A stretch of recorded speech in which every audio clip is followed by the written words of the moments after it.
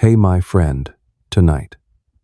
We stroll through the mist-covered narrow alleys of Constantinople in 541 AD, where the scent of sandalwood mingles with unease. You won't survive this night, trust me, at least not in terms of staying awake. Turn off the light, switch on the fan for its humming background lullaby, and hit the like button. Subscribe to the channel before you forget tomorrow. Drop a comment to let me know where you're watching from: Galata, Gov Up, or your bedroom. Tonight, we're not talking about glorious conquests or dashing emperors. We're dissecting the dustiest, most mundane thing: incense smoke. The stuff the Byzantines believed could ward off evil spirits, but in the end, it only formed a hazy cloud obscuring the truth. The Yersinia pestis bacteria didn't smell a thing. Yet, that smoke still whispered of fear, of hope, and of a legacy quieter than any epic Sagathi art of surviving in monotony. Curious yet? Only half close your eyes, because the 2-hour journey ahead will drift by like the distant toll of bells from Hagia Sophia at midnight. Come on, my friend. Quietly pull the blanket over your shoulders and let me guide you into an endless corridor, where white marble slabs with gray patterns gleam under the flickering light of oil lamps. The cool stone surface reflects wisps of sandalwood smoke, thin as silk, curling around the columns before dissolving into vague dragon shapes on the vaulted ceiling. The smoke doesn't rush. It creeps forward inch by inch, as if it too fears breaking the silence of the night. At the corridor's end, a tall arched wooden gate stands slightly ajar, revealing the pitch-black sky of Constantinople. Out there, the plague lurks like a gaunt beast, waiting for the door to swing wide open. 2 rows of servants, draped in brown linen cloaks, hold palm leaf fans and move in sync, their steps as rhythmic as the slow-motion wings of a Broadway stage fan. They wave their fans from the inside out, herding the smoke toward the entrance, believing that a dense enough fragrance will scare the plague demon away. That idea sounds naive today, but if you've ever sprayed on extra perfume to mask last night's coffee breath before a meeting, you'll see they're not so different from us. The only difference is their deadline was death knocking at the door, not a boss pinging on Slack. A night breeze slips gently through the doorway, sending a chill down your spine. The sandalwood smoke, touched by the wind, swirls lightly, forming a floating dance. The warm, woody scent, laced with a hint of soft citrus, seeps into your lungs, then bursts into a tingling sensation on the tip of your tongue. Someone lets out a faint sneeze, and everyone glances sharply, as if a single achoo were an admission of germs lurking nearby. You might smile. That reflex isn't unlike us holding our breath in a supermarket when someone clears their throat. Against the wall, a walnut table holds an array of ancient ceramic jars, tall and short. Inside them, a mixture of sandalwood powder, myrrh resin, and dried bay leaf fragments. Each time, a servant adds powder to the charcoal brazier. The flames flare up, the smoke thickens like cappuccino foam, then quickly thins in the trembling light. The smoke becomes an illusory veil, both concealing fear and displaying faith. If the fragrance touches the skin, surely the plague will turn away. Modern science chuckles, but psychology might nod. Sometimes, a soothing illusion works better than cold statistics. The thin leather sandals of the court physician clack sparsely on the marble, like a clock ticking the night watch. He walks along the corridor, his fingers brushing the wall before pulling back, avoiding the white streaks of chalk dust drawn to seal the air. Tucked in his voluminous sleeve is a vial of herbal oil, but his weary eyes confess, he knows the oil is just a fragile spark of hope. Yet, it's precisely because it's fragile that it's precious, like the "everything will be okay" We whisper to ourselves at midnight. Do you hear the faint flapping? It's not a Galata pigeon. It's the sound of palm fans brushing the edges of silk robes, creating a steady, lulling rhythm. That rhythm, combined with the sweet smoke, slowly pulls us away from the chaos of reality. Imagine lying on a goose-feather mattress, a window cracked open, a budget-friendly essential oil diffuser humming softly. The scene at Magnora differs only in that, out there, carts carrying the sick creak along, while in your room, it's just the sound of urban garbage trucks at night. A gap of eras, but the emotions are the same. Everyone craves tangible comfort amid uncertainty. A young servant girl, her hair braided tightly at the nape, steps lightly to the brazier. She bends down, delicately sprinkling a pinch of tangerine peel powder, sparking a fresh, crisp scent. She has no power to change the court's decrees, but she can tweak the smoke's fragrance to be gentler, less stinging to the guest's eyes. That tiny act of kindness, like us shielding the green LED light on a clock, while sleeping is the most practical magic in a long night. Beyond the corridor, the watch bell tolls from the Augustine clock tower, its long chime fading into silence. With each peal, the list of those who've fallen grows longer. Yet here, the sandalwood smoke still drifts, the final outpost against the invisible. The smoke doesn't kill bacteria, but our retinas catch it, our noses record it, and our hearts cling to it like a loosely bolted door. Sometimes, that's enough for a 5-minute nap, enough to restore the spirit to fight on when the sun rises. If you're drifting off, don't fight it, that was the plan all along. The marble corridor is left with only the sound of breathing, the fans, the crackling fire. Let the sandalwood smoke from 14 centuries ago slip into your dreams, reminding you that humans can deceive themselves to survive, and sometimes a fragrant illusion is the lifeline amid chaos. When you open your eyes tomorrow, the deadlines will still be there, but you'll also remember that on some nights, the world conjured smoke just to keep hearts from breaking. And so, you like them have survived another night. Stepping out of the sandalwood-scented marble corridor, we follow a stone-paved slope downward to the waterfront. Curved like a giant buffalo horn, the Constantinopolitans fondly call it the Golden Horn Harbor. It's twilight, and the sea is cloaked in a thin mist, like a mirror smeared with milk, reflecting the flickering flames of the Anima's lighthouse, blinking like ancient Morse code. A salty breeze whips gently, carrying the grumbling slap of waves against the wooden pier. If the corridor was a fragrant drawing room, this harbor is the empire's noisiest group chat, where fresh rumors surface, sour apple deals are struck, and just like a friend's "I'm sick," status news of deadly disease spreads faster than wild ducks. An Egyptian grain ship, its belly swollen like a beer-drunk reveler, has just docked. Its waterlogged sails droop, exhausted. The first sound is the iron anchor scraping the ship's side. Creak-a-scrack, dragging like a blues slide guitar, raising goosebumps on every dockworker's skin. The moment the anchor rope locks onto the pier's post, from the darkness of the cargo hold, a swarm of gray rats storms the Decca landing livelier than Black Friday.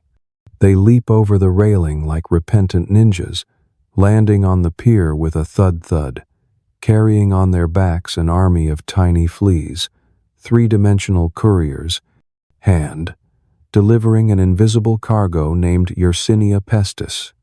Myrrh smoke from a brazier hanging on a pier post wafts in thin streaks, swirling in the sea breeze before vanishing.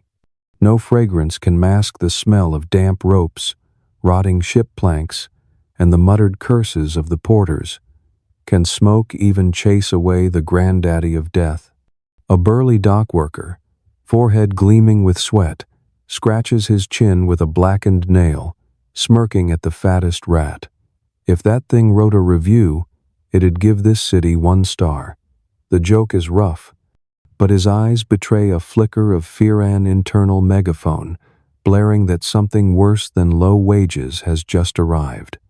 Along the pier, merchants flourish their cloaks, flaunting Indian pepper, Tyrian purple cloth, Phrygian honey jars. Their mouths chatter like a midnight Instagram story, each vying for their turn to talk. But tonight, the trending topic isn't the price of goods, it's the bodies stacked like grain sacks in the Stoudian district. The news, freshly updated, is shared through sighs, quick averted glances, and a tug of a cloak to cover the nose. Rumors here spread smoother than olive oil.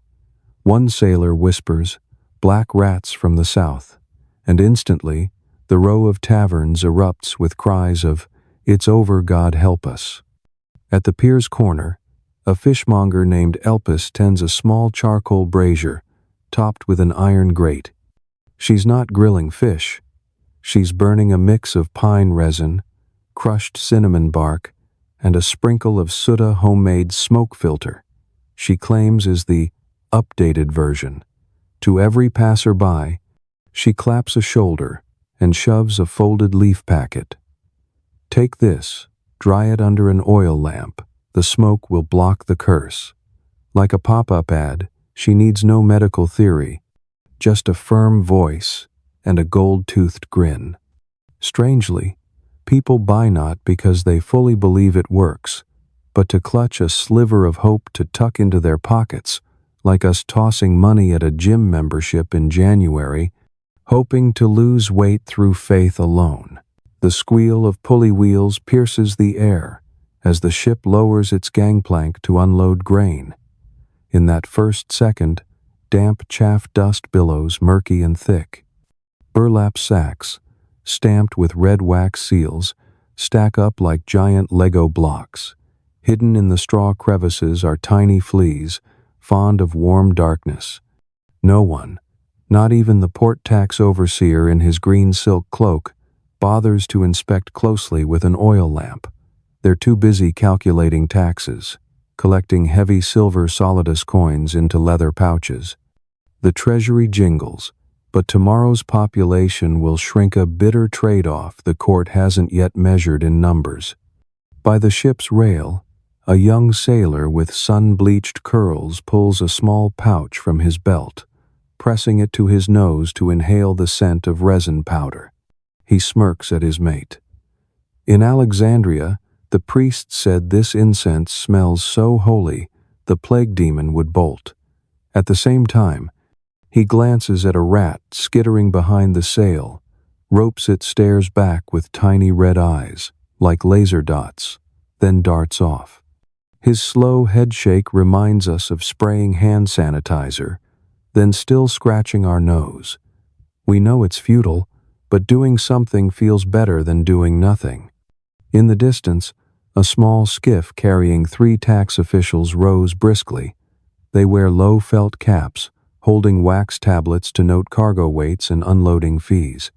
At their feet, a wooden valise struggles to balance, clinking with coins from 10 prior ships. Oddly, the scampering rats, the looming scent of disease, can't drown out their gleeful gaze at the gleaming gold solidus. It's like us fixating on a stock chart, ignoring the doctor's advice to wash hands for 20 seconds. Occasionally, a small bell at the watchtower by the pier chimes, faintly a signal for thick fog, urging ships to reef sails. But tonight, that sound becomes an eerie backdrop. Each ring feels like a countdown to the moment the first flea finds new human skin and history turns a page. The guard, a spear slung over his shoulder, spritzes scented oil onto a cloth mask, muttering, "Smoke makes a shield, we make the door. They don't know bacteria, don't see wooden doors. They ride fleas, slipping through holes smaller than an earring." An old man with a silver beard rows a small boat, carrying bundles of pre-tied incense. He calls out wearily, "Frankincense burn at once, 3 days of peaceful sleep, no nightmares. The pierside stalls burst into laughter. Old man, throw in a sweet dream with free shipping? But then they fish out coins to buy, because the cough from the customer next to them sounds too dry. Humans, modern or ancient, share the same instinct, to turn fear into something tangible to hold. Across the bay, the campfires of Lombard mercenary barracks flicker like fireflies. They burn incense too, though it's mixed with the sour tang of goat cheese. The smoke there drifts low, then gets swept by the wind across the water, blending with the harbor's smoke into a misty shawl wrapping the sky. Above, a crescent moon, faintly gold, silently watches commerce morph into a bacterial migration. Take an imaginary breath. In that briny sea air, there's the rusty tang of anchors, the fermenting sprout of grain, a faint trace of myrrh trying to hold the melody, but it all blends into a discordant symphony, buzzing like a radio off-channel. That's the uninvited lullaby playlist. Each flat note tells of trade ambitions, plague fears, and the naive belief that fragrant smoke or a mask emoji can fend off fate. The night wears on, and the harbor's torches cast long, distorted shadows of people onto the pier, stretched, warped, overlapping, like a social media feed scrolling endlessly. The rats have now scattered across warehouse roofs, climbing rope poles, circling the leftover powder packets from Elpis. They don't smell the trembling, but that trembling spreads from the dock worker's heart to the city's last nerve. And when the last dock worker mutters, "In the end, can myrrh smoke banish fear?" he doesn't wait for an answer. Because at this Golden Horn harbor, the answer has already hissed through the anchor ropes, lurked in the grain sacks, and is about to knock on every limestone house under red-tiled roofs. That's when we close this chapter, gently pull up the blanket, and let the question hover lightly like smoke, because sometimes that hovering is what helps us sleep. Leaving the clamor of anchors at the harbor, we slip up a steep alley toward the artisan's quarter. There, amid a maze of dark-tiled roofs and mottled plaster walls, a small kitchen glows with the constant flicker of an oil lamp. The kitchen of Maresa, a Jewish widow famed for her garlic vinegar. Unlike the salty mist of the Golden Horn, this place reeks with a sharp, sour tang so potent your nose might surrender. Yet merchants, noble servants, and patrol guards stoop through the low wooden door, willingly parting with a few phallus coins just to inhale the smoke. Maresa stands in the center of the ramshackle room, her back hunched but her gaze sharp as a blade. A linen headscarf is tied neatly, revealing silver strands curling around her ears. She moves her hands like a puppeteer. The left measures out potent garlic, infused vinegar from last night's batch. The right sprinkles pale purple dried lavender, a handful of silvery sage leaves, and tosses it all into a dented iron cauldron on a bed of glowing coals. The mixture sizzles, spitting white foam, releasing a stinging cloud of smoke. The poetic scent of lavender seems to take the first knockout punch. What remains is the acrid bite of vinegar laced with pungent garlic, hitting your nose like an elbow jab in a concert ticket line. A Syrian merchant, fresh from the Daksha's silk coat still dusted with grain pushes through the door. He shields his eyes as the smoke hits, coughing hoarsely. Maresa, without looking up, delivers her catchphrase. If it stings, that's good, it means the plague won't dare enter. The line is like a pop-up ad, repeated to cement the brand.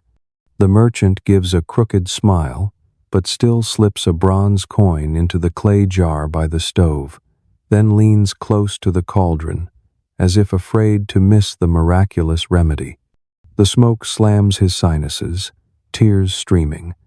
The clean feeling arrives via tear ducts, not the soul. On a wooden shelf behind her, small glass bottles with scrawled Hebrew labels stand in neat rows. Inside, layers of color: amber apple vinegar, coppery wine vinegar, and garlic mince, floating like a swarm of jellyfish. Marisa teases, "Want bold garlic or the spicy afterkick of Moroccan black pepper?"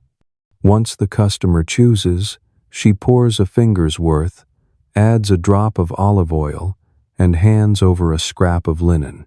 They dip the cloth, press it to their mouth and nose, and stride back into the street with the triumph of someone who's just snagged the latest iPhone. Though it's really just a handmade vinegar mask. By the stove, a young assistant, Dahlia, spreads a burlap cloth, laying out slices of bread, olives, and a bowl of herbed salt. She whispers, "Eat something before breathing the smoke to keep your stomach from churning."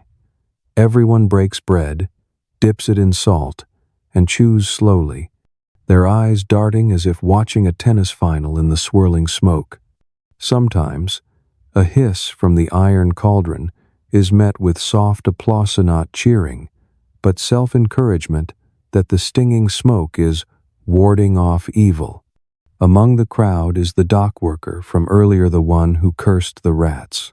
He's here, clutching his chest with a raspy cough, face flushed but stubbornly standing closest to the stove. Why? Because, as he mumbles, "Rats don't fear sandalwood smoke, but garlic vinegar keeps them away." Marisa smirks. "Rats avoid me because I wield a broom." The kitchen erupts in laughter.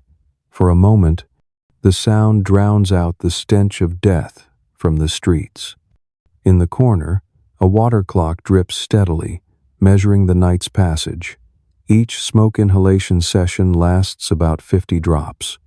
Marisa counts mentally, stirring the cauldron for fresh fumes.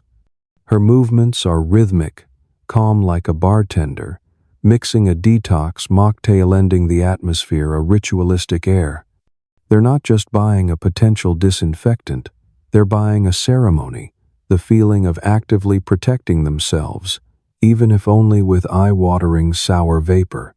A young physician stops by, his white cloak frayed at the edges. He steps close to the cauldron, inhales lightly, then cautiously asks, "Do you know why vinegar is believed to cure?" Marisa wipes sweat from her brow. "I don't read medical scrolls. I just know the ancients burned vinegar to cut the smell of corpses. Less stench, less fear. Less fear, longer life." The doctor nods. He knows science hasn't found a vaccine, so the real value might lie in mental immunity. He leaves, letting the answer linger like the smoke fading toward the roof. Outside, night has fully fallen.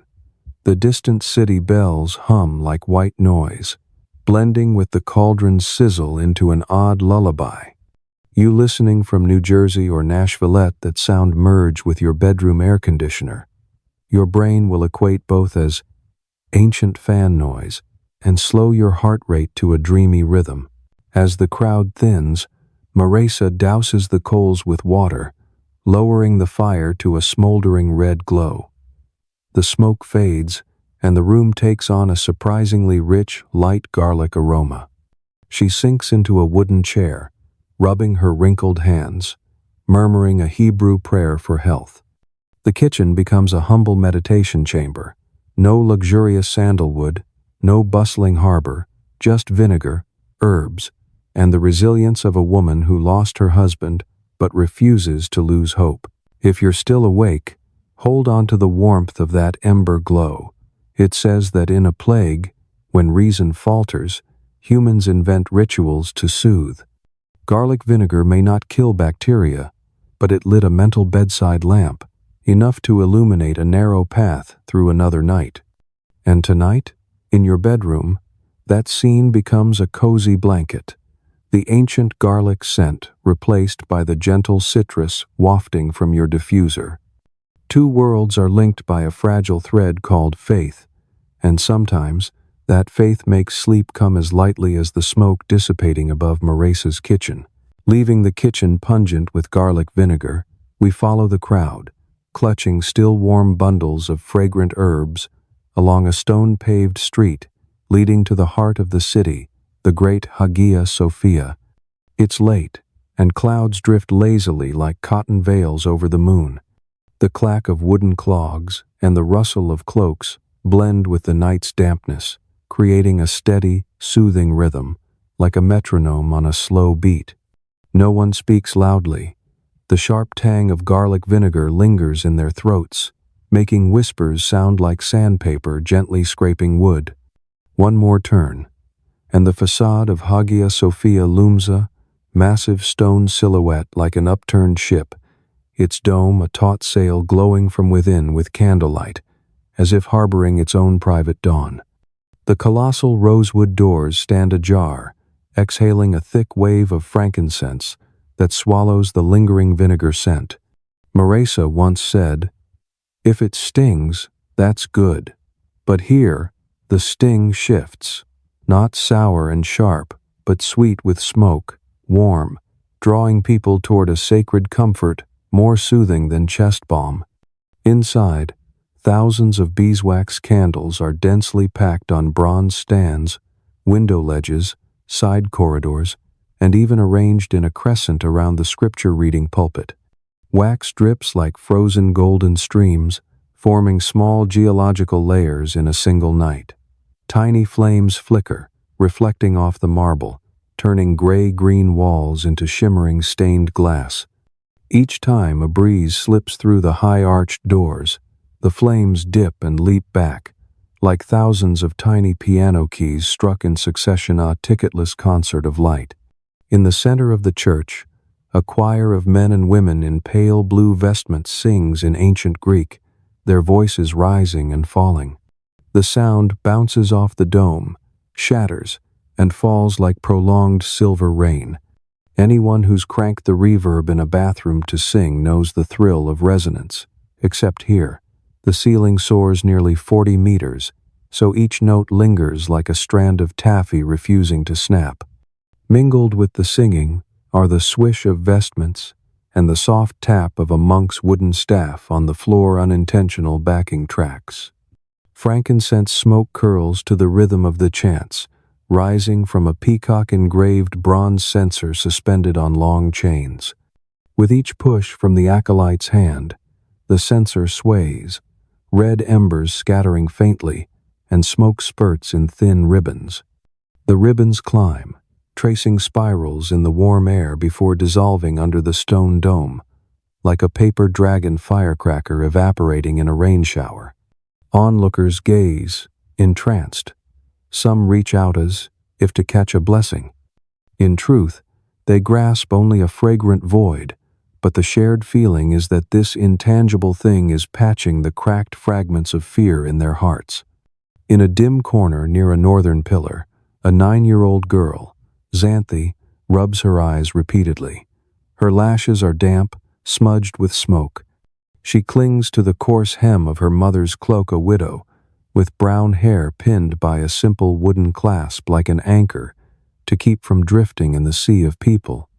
The smoke stings her eyes, but Xanthi still gazes up at the gold mosaic dome, where the Virgin cradles the infant, smiling gently. The child thinks, perhaps up there, the air is cleaner, free of germs and ratsenly angels strumming harps. Her small hand wipes a tear, gripping tighter, signaling to her mother that she's okay, that she wants to stay and hear the singing. The crowd spans every class, nobles in costly purple-dyed wool, Lombard mercenaries still reeking of gunpowder, cart, pullers fresh from vinegar, dipped bread, and scholars clutching parchment rolls of astronomical formulas. All stand shoulder to shoulder, like a midnight Facebook timeline, some flaunting food pics, others venting about deadlines, yet all fixated on the stage of candlelight and incense smoke. In a rare moment, differences dissolve like the smoke. Only a shared heartbeat remains, awaiting a miracle. Yet, amid the soothing harmony, in the ancient stone crevices of the floor, bacteria still creep. They're unmoved by hymns or flickering candles. They lurk in tiny gaps, under wax dust, on soldiers' cloaks, in the silk veils of ladies.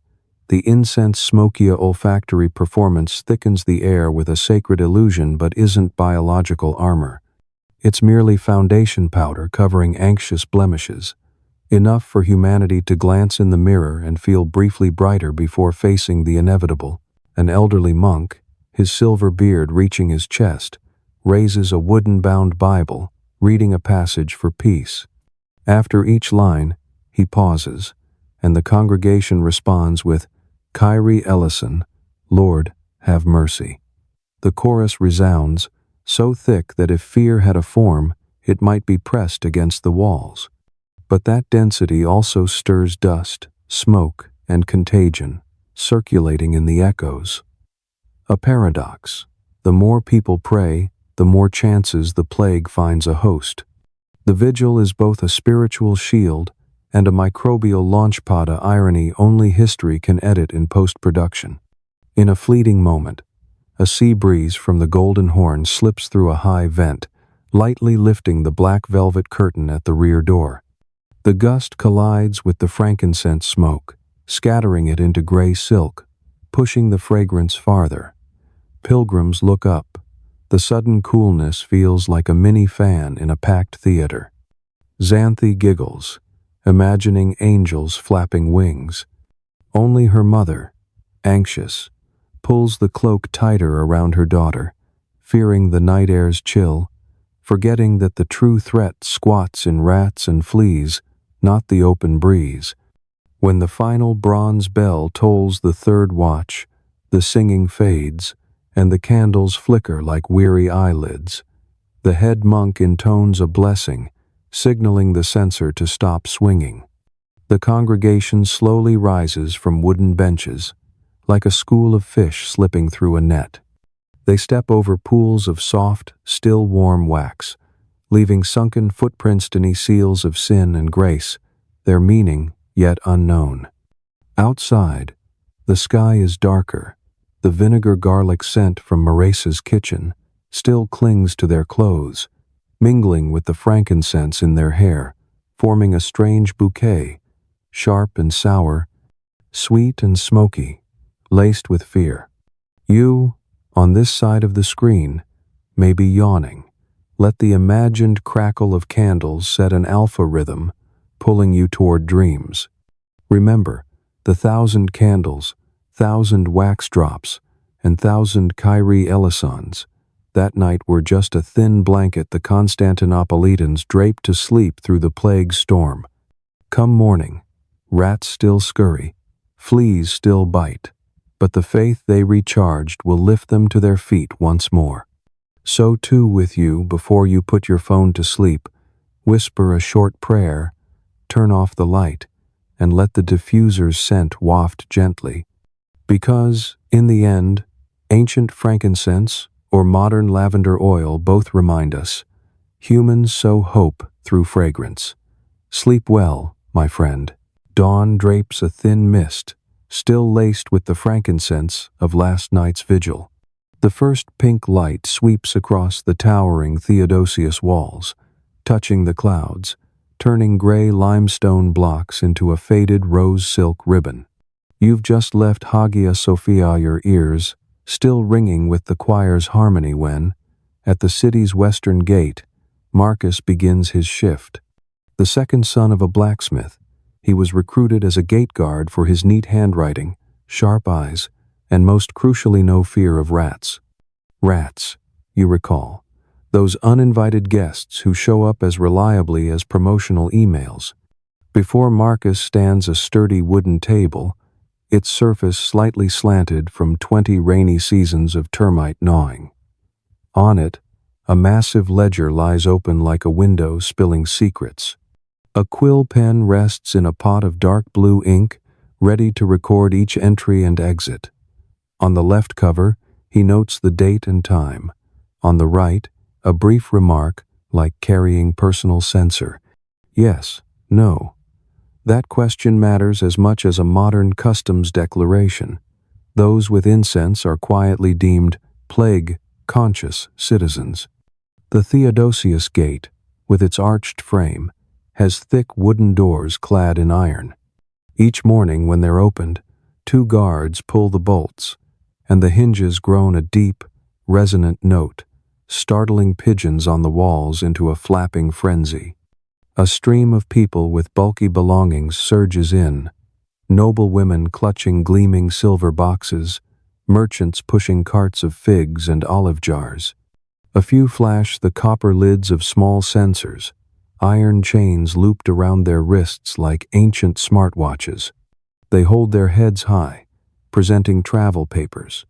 Marcus nods with a smile, his pen dashing a crisp, "Yes." Then there are those who slip through with only vinegar-soaked cloth bags, hoping the sour scent substitutes for ritual. By rule, Marcus notes, "No," but winks reassuringly. He knows in this collective obsession, fragrance is now an identity card, and a personal censer has become a not-at-all luxurious fashion accessory. Amid distant rooster crows and the grind of iron cartwheels on stone, wisps of incense brush Marcus's nose, a reminder, write quickly, for the list must thicken before the sun hits its peak. By noon, the heat rises, and shadows shrink beneath the walls. Sometimes the gate shuts briefly for disinfection per. New morning orders be, burning large incense bundles right under the arch, letting smoke curl through the doors like concert fog machine mist. Marcus retreats to the shade, flipping through the ledger. Names packed tighter than a mosaic tapestry, but as he nears last week's pages, the writing thins. He turns to the 4th, 5th page where the script starts to falter. Many names bear red slashes, did not return. The boss says to mark them to avoid double charging gate fees next month.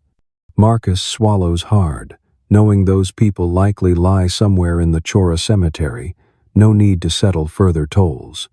As afternoon fades, a sea breeze carries the salty tang of fish from the Mezzotun market. The wind scatters the incense smoke, exposing a raw truth. No matter how grand, the fragrance passport, the plague slips past sight. Rats don't buy tickets, fleas don't queue. Marcus overhears water carriers whispering, "Last night, the widow's house on Mies Street hung black cloth." He promptly adds a margin note, "Mies area, increased checks." His pen touches the page with a tremble. Mies is just 3 streets away. Dusk falls, and the relief guards light oil-soaked torches. The flames cast a glow on the ledger, making the blue ink shimmer like a tangled map of rivers. Marcus sets down his pen, watching the last of the day's crowd leave the city. They move sluggishly, shoulders heavy with grain, scarves hiding the scent of frankincense, believing less crowded lands are safer. He records their names but knows deep down, city gates can't block breath, let alone fear. As the first watch bell tolls bong, the gates are pulled shut. Marcus brushes dust from his tunic, preparing to seal the ledger. Just before the wooden panels close, an elderly woman, panting, rushes up, clutching an ebony censer to her chest like a kitten. The incense embers are faint, the smoke weak, but she pleads, "My son's in the city. Let me in to refresh the coals, or he'll lose heart." The guards look to Marcus. He sighs, opens the ledger, and writes her name, adding a quick note, "Carries censer coals nearly spent." Though he knows the smoke won't stop bacteria, he opens the side gate. Sometimes, courtesy must be drawn with a pen, not a sword. As the old woman's silhouette vanishes around a street bend, Marcus closes the book. He holds a torch to the final page in the flickering light. The writing is sparse, blank spaces growing. "So many never return," he mutters. "So, who are these empty pages waiting for?" The frankincense smoke from Hagia Sophia's night vigil seems to linger in his hair, reminding him of Xanthi, the teary-eyed girl from last night. Are she and her mother in the ledger? He hasn't time to check before the assistant guard calls bedtime. Marcus clears the table, locks the iron cage, and tucks the leather-bound ledger into a wooden chest, careful as if storing a scented blanket at home. The chest will reopen at dawn, ready for new names to line up for ink. The next page will repeat the old question, carrying personal censor? A phrase that seems proud but powerless against a germ smaller than dust. And you, tucked under blankets in America, might wonder, didn't we too check in with medical masks? Censor or mask, frankincense or hand sanitizer, they're all reassurance tickets, while death strolls through the neighbor's gate. So, before you close your eyes, picture Marcus lingering by the gate, hand brushing the ledger, inhaling the scent of fresh dried ink mixed with faint frankincense in the night. He can't chase the plague, but he keeps recording names to certify they existed, were remembered. In a pandemic, sometimes being named is the smallest miracle, warm as the last beeswax candle of the night. Sleep soundly, my friend. Tomorrow, our ledger the list of those still healthy may still be long enough to turn a new page. His shift over, Marcus leaves the Theodosius Gate as twilight settles. He plans to stop by the Barley Noodle Tavern, but his feet and perhaps his lungs, damp with the scent of smoke, draw him past the Augustean Square, where an arched gateway leads down to the Zeuxippos Baths. Once Constantinople's hot gossip club, in this plague season, it's become a giant steam lodge where everyone hopes to boil away Yersinia pestis, much like we trust chicken soup to cure a cold. Descending the marble steps, Marcus enters a sea of white, cloudy steam. The walls, tiled with red-brown mosaics, shimmer under oil lamps like mother of pearl. The sharp scent of myrrh resin mixed with pine oil hits hard, spicy yet smoky sweet, like a massive pot of lemon leaf steam. The splash of water blends with giggles, forming a wet symphony. Every 5 steps, someone lifts a copper ladle, splashing hot water onto the pool's edge, steam hissing like a supercharged kettle, a kind of ancient herbal diffuser. Marcus hands his ink-stained cloak to the attendant, receiving a white linen towel. He weaves past a group of Syrian merchants debating cloth prices, then a few Lombard mercenaries flaunting battle scars. They stand shoulder to shoulder, skin sweating like the back of an iced coffee glass. Social distancing? Sorry, that update hasn't downloaded. People believe heat incinerates disease, so the closer they press their body warmth together, the safer they feel, a paradox simmering beneath the steam. In the main chamber, a crescent-shaped pool holds water hot enough to steam a batch of dumplings. On the pool's edge, pine resin burns in stone niches, embers glowing, orange flickers winking. The pine smoke mingles with steam, forming a hot, fragrant cloud hovering near the ceiling. A silversmith waves his towel. See, the smoke rising kills germs. The cart driver beside him chuckles, slapping his wet belly. Kills germs, or gives them a luxury lung tour? Both burst into laughter, steam swirling across, their joke popping like soap bubbles. Marcus soaks up to his chest. His pores open, but his mind filled with ledger names also unwinds. He slips into a half-dream state. The water's lapping forms slow metronome beats, the gentle pine scent weighing his eyelids. In an arched corner, a musician plucks an ebony kithara. The melody glides flat, like a lo-fi beats to bathe, relax playlist. Heat, music, resin scent, a trio triggering serotonin, temporarily silencing the brain's danger alarm. Along the corridor, slaves laboriously mix olive oil with dill into greasy buckets. They rub it on guests' skin, then scrape off grime with wooden bladessa, premium exfoliation process. Each scrape goes swipe. White foam crackles. People gasp. So much dirt. The germs must be dead. Marcus knows. The dirt might just be dried salt and gate dust. But fine, morale matters. It's not much different from a 21st century detox green juice bar, where we pay $10 for a clean inside vibe. In the cold pool at the back, Cool mist rises thickly. Guests follow a shock therapy ritual jumping from hot to cold. They believe the sudden shift paralyzes disease. A scrawny clerk shivers, teeth chattering. Better a cold than the plague. His unpaid ledger sits on his desk. But right now, the priority is dipping to boast. Germ resistance. Sound familiar? We once thought kitchen bleach sprayed on hands was safe, then pressed shared elevator buttons. Marcus exits the pool, wraps his towel, and stops by the pink saltstone counter. A sweat-drenched bath worker hands him a honey ginger lozenge, claiming it flushes toxins. Marcus bites. The fiery spice, tinged with burnt sugar, warms his stomach. The ledgers, names, and gate bells seem to melt. Only this wet night remains.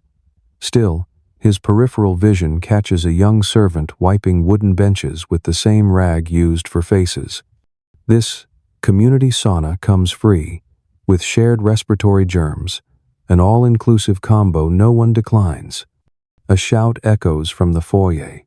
A group of noblewomen from the Mise district arrives for rejuvenating steam. They enter, silk robes steaming like dry ice, trailing mist. Their maids form a circle, shielding private herb jars. The crowd surges toward them, hoping to catch a whiff of the secret recipe. Marcus steps aside to the pool's edge. He realizes the jostling for sterilizing steam faith turns the bath into a virus chat room. But he can't leave. The embrace of steam feels too comforting. In the stadium-heated stone benchestvo, elderly scholars debate pathology.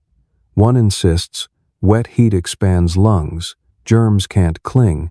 The other retorts, disease is a divine test. Steaming water or coins makes no difference. The circular argument drags on.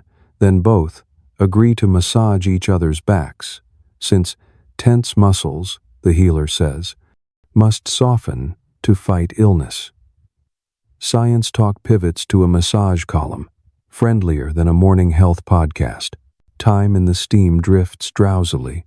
The oil lamps dwindle, casting faint gold. A slave strikes a bronze gong signaling pool closing for cleaning. Guests flood the changing room, steam trailing, leaving a chilly void. Marcus dons his cloak, his skin oddly smooth but his mind stirs. Will tonight's bathers add or subtract from the gate ledger? They feel lighter now. Who knows about tomorrow? He ties his belt and heads to the attendant's desk. Before leaving, he takes a deep breath. The lingering pine scent, faintly sweet, feels like a miniature Christmas candle. On his way home, Marcus passes the square. A night breeze whips through the arches, whisking moisture from his skin, making him shiver. He recalls Maresa's words, "If it stings, that's good, it means disease fear's entering."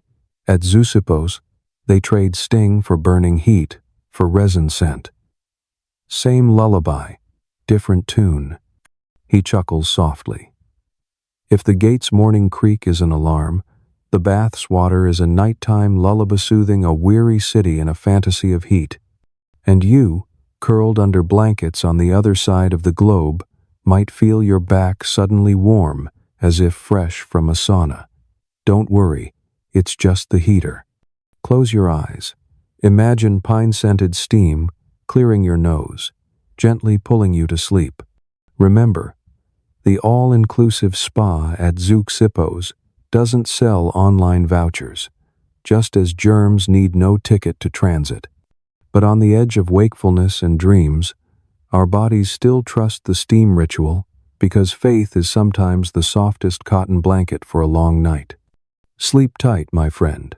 Tomorrow, the limestone gate still stands, and Marcus's ledger will thicken once more. The sun rises above the hippodrome's roof, gilding the red tiles with a golden sheen. The dampness in Marcus's clothes, still lingering from the Zeuxippos baths, clings faintly, but he's already at the Forum Bovis market where the early session buzzes like an ancient Black Friday. Shouts mix with donkey brays, the tang of goat cheese blends with honeyed bread, The whole city, like a giant spice pot, stirred awake. At the center of the stone-paved square, a wooden stall draped in indigo cloth stands out, swarmed by a jostling crowd. Behind it hangs a hand-painted sign, swaying with two red ribbons. Fragrance naturally allures. Imperial endorsement. The stall's owner, Samir ibn Rashid, a lanky Syrian merchant, sports a mustache trimmed as precisely as a paper fan's folds. Perched on a wooden crate, his right hand holds a pale cloth bag, his left waves a letter sealed with court wax. His voice, warm and resonant, each word popping like a drumbeat, draws not just market women but also stewards scouting lentil prices. Ladies and gentlemen, Emperor Justinian.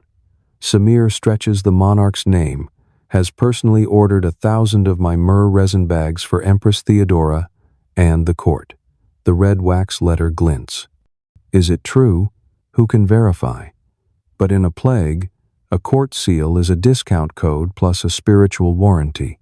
Samir bends to lift the lid of a bronze jar, and the scent of myrrh resin and labdanum wafts up, releasing a sweet, smoky aroma like date honey.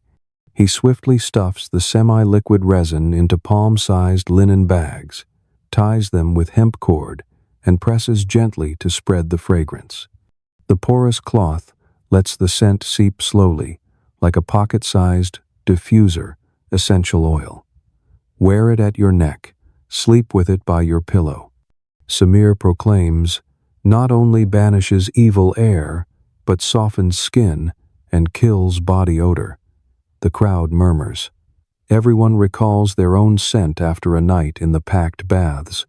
From fish carts to silver tables, leather purses jingle open. Marcus pauses a few steps from the stall. He observes the snaking line, long as his gate ledgers. A young mother, babe in arms, pushes to the front, asking for a bag for newborns.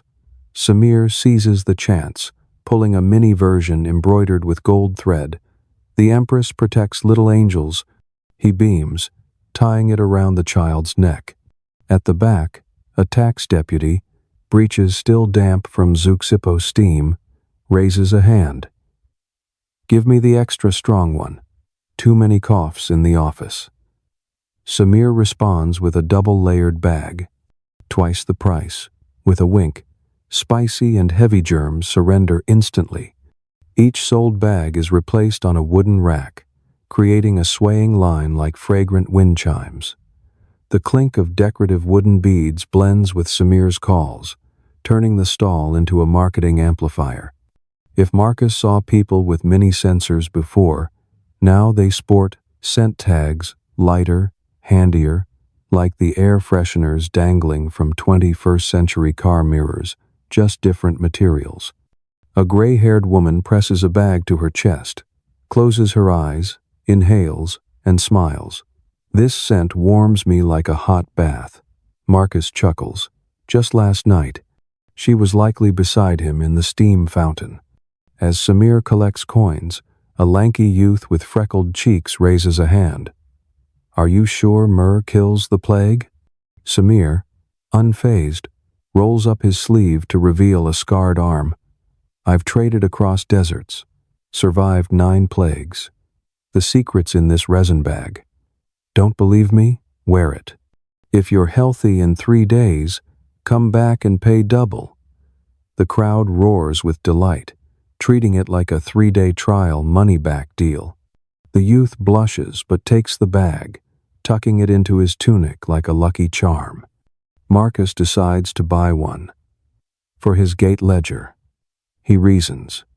Maybe the scent will ward off the gloom of red-slashed names. Samir, spotting the ledger guard, throws in a leather cord carved with crossed swords. For the city's protector. Marcus smiles, picturing the bag beside his inkpot. At least the resin will overpower dried ink's smell. After paying, he mentally notes Samir's name, planning to ask Marisa tonight if myrrh resin mixed with vinegar sparks a flavor explosion. The market grows denser, but Samir's stock dwindles. He hoists the final bag above his head, voice ringing like a muezzin's call to prayer. Whoever claims this bag brings the emperor's breath home. An elderly woman, hands trembling, offers her last solidus coin to snag it. The crowd disperses, leaving only the resin scent drifting in the morning sun. Marcus muses. Zeuxippos offers communal heat. Samir sells personal fragrance.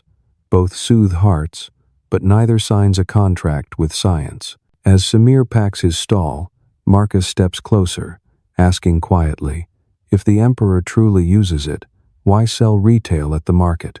The merchant grins, crow's feet deepening. The emperor uses one, subjects believe in hundreds, I sell thousands. Rule. The more a scent belongs to the palace, the more people want it in their bedrooms. Marcus shivers. The plague spreads like rumors, just as this fragrance travels from Samir's neck to customers' hands. Centaur Fieris, a high-margin commodity. By afternoon, a light breeze lifts market dust, carrying the myrrh scent along. Marcus returns to the gate for his shift. At his waist, the scent bag sways gently, trailing a fragrance with each step. He reassures himself. If incense smoke is a fragrance passport, Samir's bag is a personal code. Maybe Yersinia can't crack it. Yet, flipping open the ledger, he adds another blue ink dot under "did not return" and wonders, tomorrow, how many new scent bag buyers will be absent? On your side of the screen, you might glance at a spare mask hanging on your car's rearview mirror. It sways just like Samir's myrrh bag, a reminder that humans across time wear faith close to the skin. So, before closing your eyes tonight, picture the sweet, warm resin scent slipping through your room's door crack, mingling with the hum of the air conditioner. Let that imagined fragrance slow your heartbeat, because sometimes the only way to sleep soundly is to hang fear outside the blanket like the myrrh bag, loosely draped at Marcus's neck, swaying on the line between dread and hope. As the frenzy over Samir's myrrh resin bag subsides, a new scent swiftly claims the Mise Boulevard.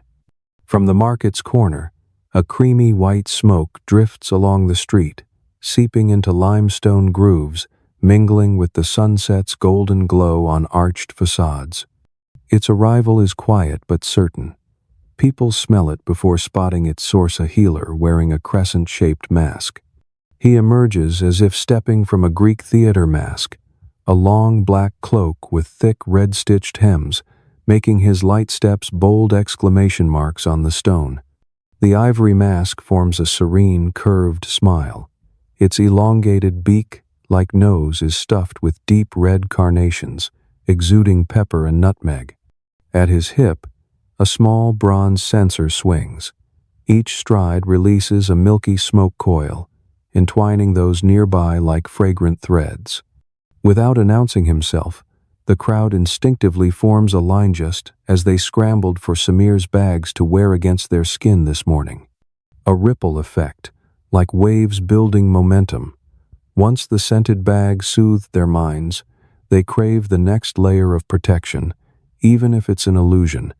To the left of the wooden cart he's set up, a large amber candle rests on a tripod, its body, etched with a faint double-headed eagle, the wax gleaming like liquid amber in the late sun. Smoke from the wax, blended with labdanum resin, meets the afternoon breeze, turning into a smoky honey scent, sweet enough to seduce the nose, sharp enough to hint at disinfection.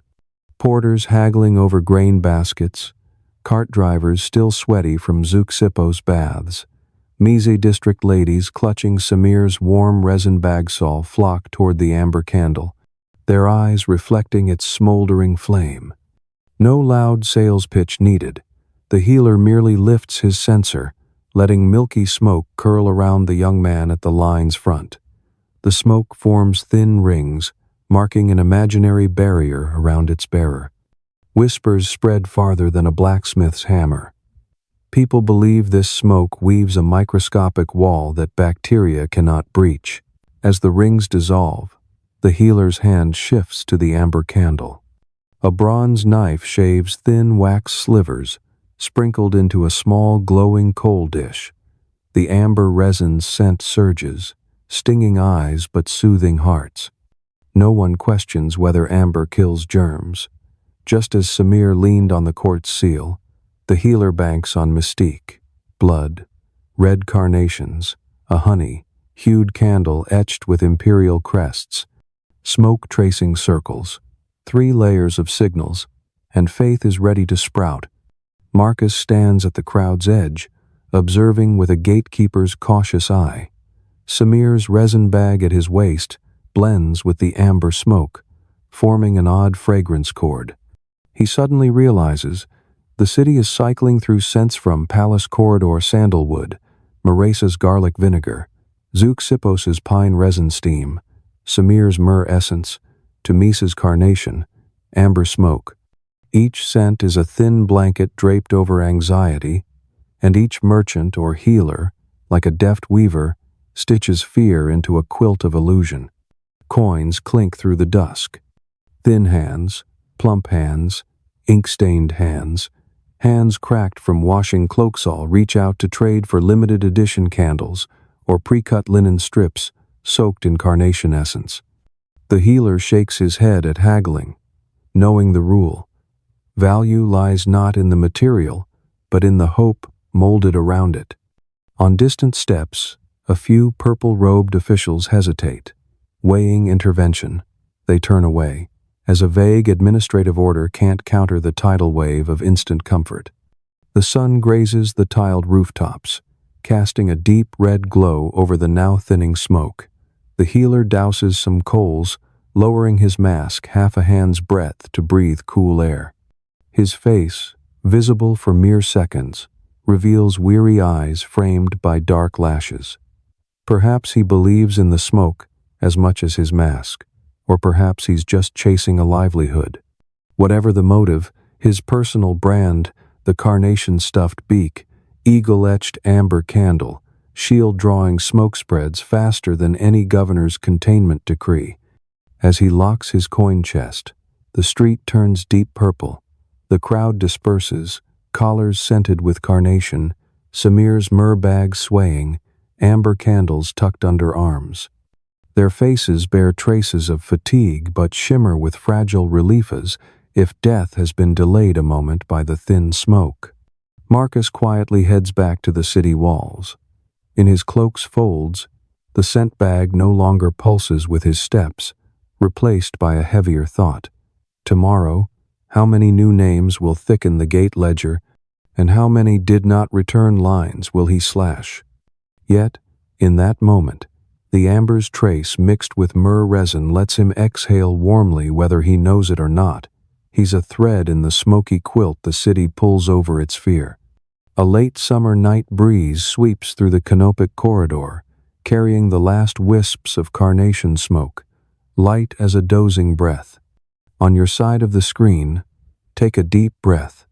Imagine amber's warm resin dissolving into your bedroom, and close your eyes. From 6th century Constantinople to the 21st century, humans share one wish.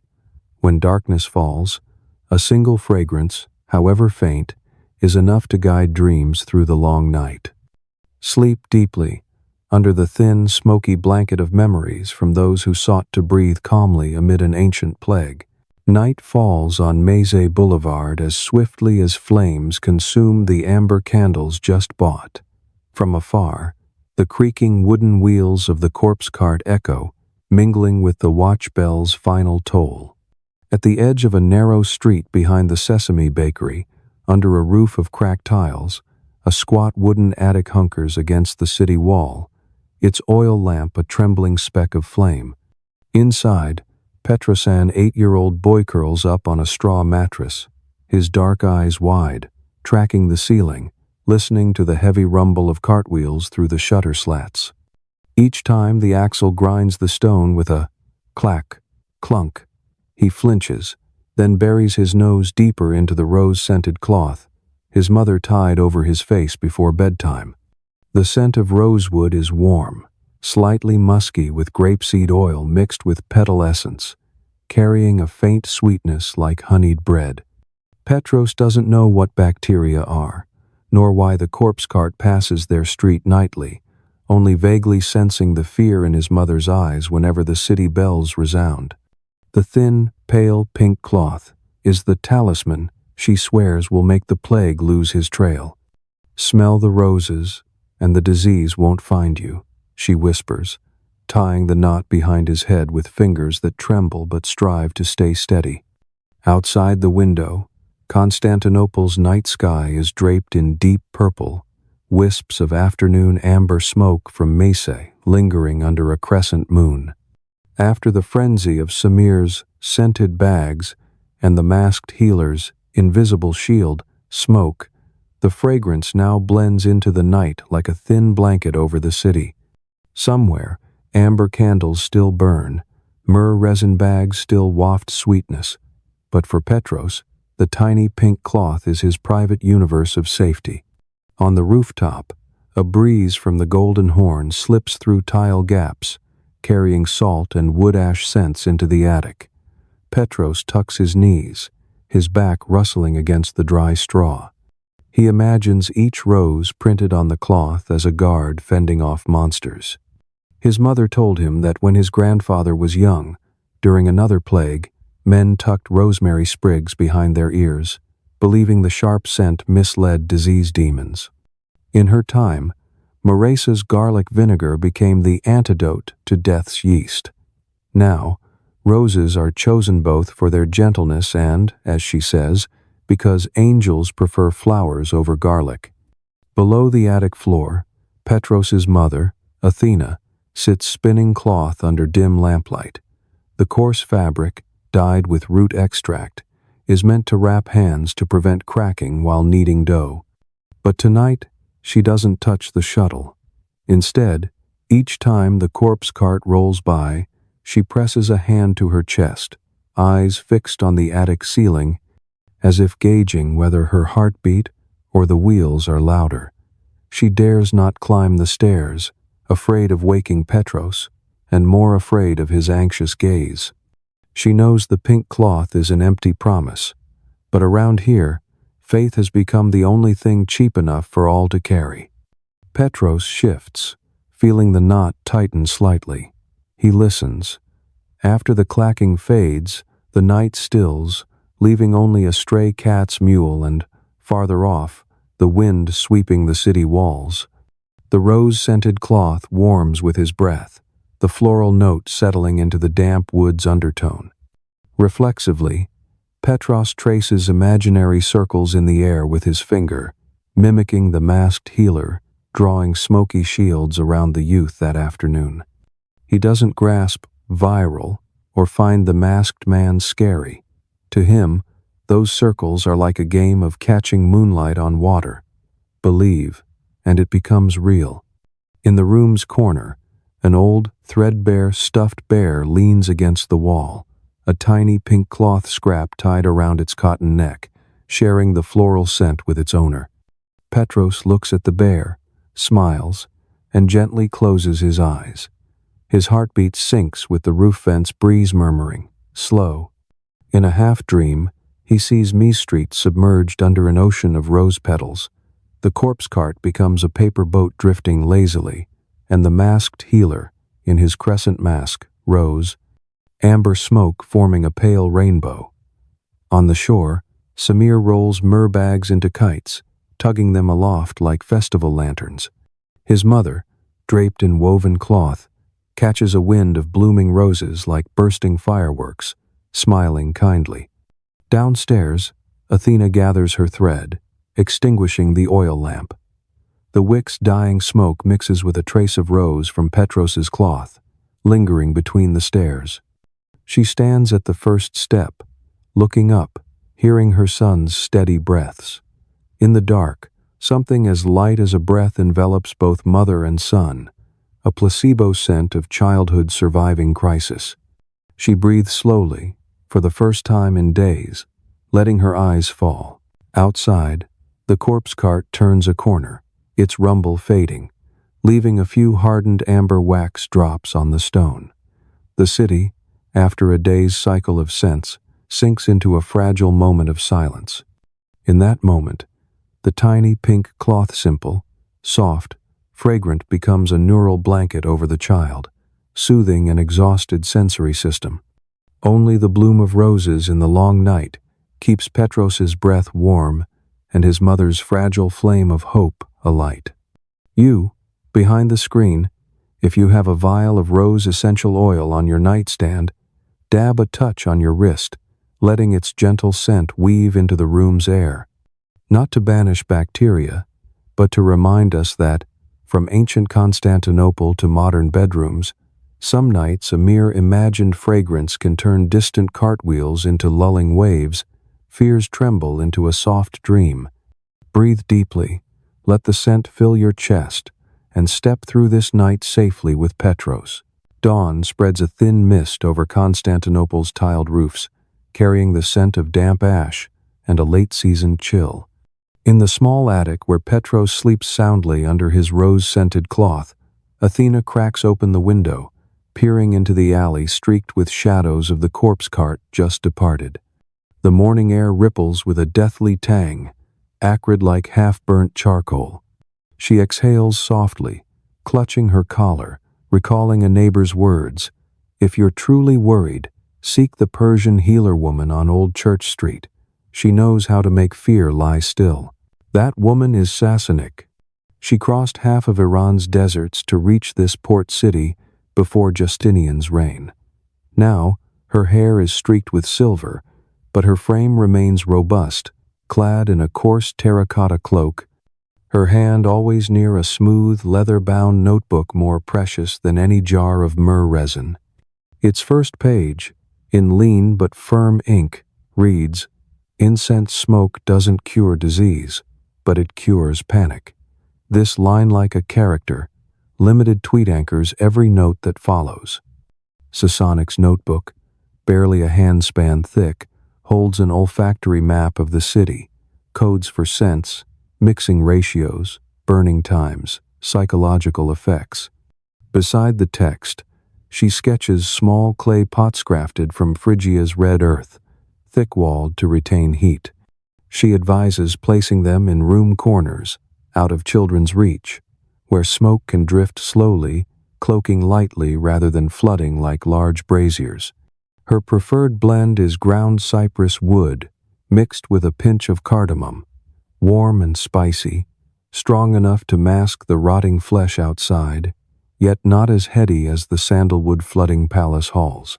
That morning, Athena tucks the floral cloth carefully to let Petros sleep on, then follows the stone-paved street to Sassanich's home. In the small courtyard, Marcus the gate ledger keeper waits, Samir's resin bag dangling at his waist like a personal entry stamp. Spotting Athena, he nods in greeting, explaining he's here for Sassanich to cure his sleeplessness from the nightly corpse cart's rumble. They step through a plain wooden door. Inside, the smoldering cardamom scent wafts, its smoke sleek as gray silk, curling near the ceiling before dissolving. No lavish censers, no limited edition candles, just a few clay pots neatly placed in three corners, their faint smoke warming the nose. Sassanic greets them, her sun-weathered face radiating a calm forged in desert sands. No bird-beak mask, no imperial seal. She simply offers a bronze bowl of warm water, steeped with dried lemon peel for hand-washing. As Athena dips her hands, the healer flips her notebook to a fresh page, noting the date, names, symptoms like a family doctor charting a case. But Sassanich's script seems to carry a frankincense aura, further cleansing the air with the sense that someone grasps their condition. She asks little, listens much, then writes, "Burn cardamom vapor for 1/4 hour, rest for 1, open windows at dawn, cover the child with rose cloth, but replace when scent fades." Below, she adds a private note. Mask death's odor equals 50% panic reduction. She doesn't promise to kill bacteria's term still vague even to academic physicians, but she knows the weight of emotions. The psyche, using the Greek word thymos, when stable, breathes evenly, making disease less likely to take root. In an era before Freud, Sasonic grasps the mind-body link, packaging it in clay pots, puffing fragrant smoke. Marcus gets a tailored prescription. Place clay pot by patrol gate. Add bay leaves to cut soldier's corpse stench. He thanks her. Samir's myrrh bag quivers faintly, blending with cypress scent. It dawns on him. Samir's censers, the masked healer's amber candles, Sasonic's clay pot's 3 tiers of the same psychological strategy, but only Sasonic names it plainly. Incense smoke is a calming therapy, not a vaccine. He jots in his gate ledger, recommend clay pots at guard posts. No imperial decree, but it might help young soldiers sleep with fewer nightmares. Athena leaves with a small red clay pot and a pouch of scent powder portioned for 7 nights. Sasonic sees her to the door, advising, burn sparingly, let smoke ripple like mist, not fog. Mist hides grim sights. 2. Thick smoke stings eyes and adds panic. The words sound like an ancient take on aroma diffuser advice. 2 strong backfires. Athena nods, a layer of weight lifting. She knows the neighborhood will still reek of death, but under her frail roof, Petros will breathe cypress powder, faint roses from his cloth, and believe a fragrant shield protects him. As for Sasonic, after the last guest departs, she pours olive oil on the lamp wick, opens her notebook, and dips her pen. At the page's end, she sketches a closing line. We cannot choose the air, but we can blend its scent, like sewing a blanket for the mind. She believes this and that one day, posterity reading her notes will name the science behind her observations. But tonight, she needs only cardamom smoke slipping through the window, mingling with distant slow prayers from Hagia Sophia, to lull even herself, the one who knows death bestinto sleep. Across an ocean and 14 centuries, you're hearing this story through a screen. Perhaps you have a soy cedar candle on your table, or a lavender oil vial with reed sticks. Light it gently. Let thin smoke weave through, not to sterilize the room, but to remind you. A calm mind is the first defense. Let Sasonic's imagined clay pot stand in your room's corner, tasked with softening lingering anxiety. Then inhale slowly, exhale slowly her. Persian healer's notebook closes, but its words linger warm, guiding your sleep into the night. As afternoon shadows lengthen, the Theodosius walls bear gray-purple streaks, like giant claws raking the fading sky. A sea breeze carries the day's final chill into every alley, laced with the warm, spicy cardamom scent still wafting from the clay pots. Sasonic, the healer, instructed to burn lightly in each home. The fragrant tang weaves through cloak hems, but it can't quite quell another sound. The hushed murmur of children huddled at a street corner, whispering as if chanting a spell. They pass around a sesame bread scrap, eyes wide, recounting a shapeless black figure, smoke demon, gliding over rooftops, riding kitchen fumes to slip through chimneys and sow disease into stew pots. Sasonic's imagined clay pot stand in your room's corner, tasked with softening lingering anxiety. Then inhale slowly, exhale slowly her. Persian healer's notebook closes, but its words linger warm, guiding your sleep into the night. As afternoon shadows lengthen, the Theodosius walls bear gray-purple streaks, like giant claws raking the fading sky. A sea breeze carries the day's final chill into every alley, laced with the warm, spicy cardamom scent still wafting from the clay pots. Sasonic, the healer, instructed to burn lightly in each home. The fragrant tang weaves through cloak hems, but it can't quite quell another sound. the hushed murmur of children huddled at a street corner, whispering as if chanting a spell. They pass around a sesame bread scrap, eyes wide, recounting a shapeless black figure, smoke demon, gliding over rooftops, riding kitchen fumes to slip through chimneys and sow disease into stew pots. And you, reaching this point, dim your screen's glow, letting a faint essential oil scent waft through your room. Don't seal the windows, leave a small gap for air to flow. Constantinople's smoke demon can't cross 1,500 years, but panic's echo can. Borrow Sasonic's trick. Drape a rose-scented cloth over your pillow, crack the window, let illusory smoke drift away, keeping only the scent of peace. Then sink into sleep, heedless of the world debating kitchen or incense smoke, for tonight, as you breathe slowly, your steady breath is the strongest wall against all rumors. As rumors of the smoke demon linger around rooftops like frost yet to thaw, the court delivers new tidings to the populace. Edict number 17, on maintaining plague order. The decree is read in Augustan Square. As the sun sets, the herald's voice booming across marble stones, scattering pigeons into a swirling vortex. Its contents are brief. After the first watch bell, all homes must lock their doors. Anyone on the streets without urgent cause faces 3 days in an iron cage. One peculiar exception is inked boldly in purple. Public incense, burning processions, to pray for the empire's safety, are permitted to move freely. In a city already rattled by kitchen smoke fears, the curfew news sparks a wave of tension, but the incense exemption swiftly redirects that wave, like a gust flipping dust into curls. Within moments of the edict, incense vendors roll out ladder carts, hanging red silk lanterns along streets, shouting promotions for court-approved travel-grade myrrh resin. Hand-painted wooden signs read, "Smoke is your passport. Carry a censer, roam freely." The slogan spreads like a viral meme, quick, with a skeptical chuckle. Marcus, the gatekeeper and collector of new scents, receives night patrol orders with unease. His ledger just noted rumors prompting chimney blockages. Now he must verify smoke permits for the streets. But rules are rules. He dons light armor, fastens Samir's resin bag at his waist, adds a small clay pot from Sasonic to keep nerves alert, and leaves the city walls as the sun dips below the sea's navel.